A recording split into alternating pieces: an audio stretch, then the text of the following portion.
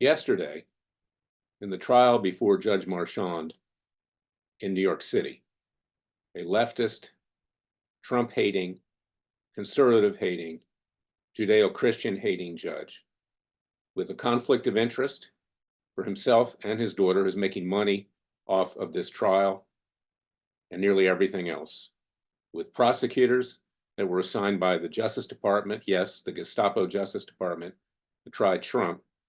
We saw this judge let into evidence salacious and highly inflammatory material concerning Stormy Daniels' alleged relationship with Donald Trump, and I'm talking about the sexual relationship. The judge had given a perfunctory warning just to cover his, excuse the French, ass, that he didn't want things to go beyond just stating that she had sex with Trump, which Trump denies. But he let it in. He knew what he was doing.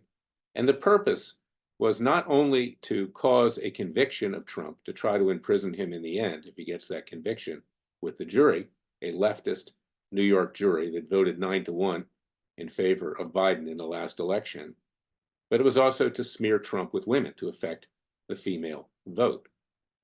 For those of you who think that this is an anomaly, that think this is rare, that think that it only happens to Trump, read my books. It Takes a Counter-Revolution, Wake Up America, and the prior one, It Takes a Revolution, Forget the Scandal Industry. This has been the state of the US legal system for a long time.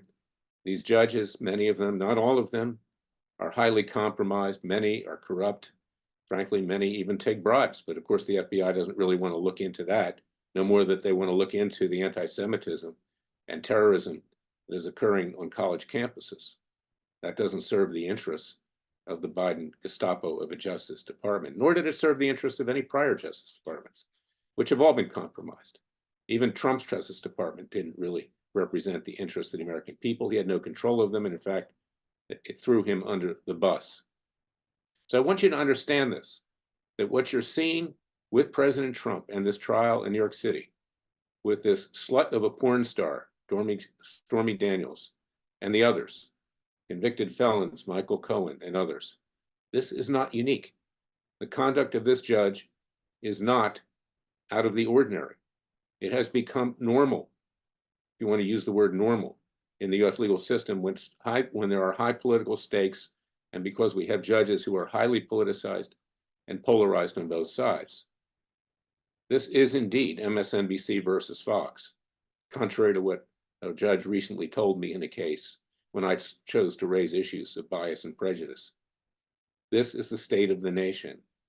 This is the state of why we are collapsing and why our country is being destroyed, because with an honest and open legal system, we will seek to exist and will perish at our own hand.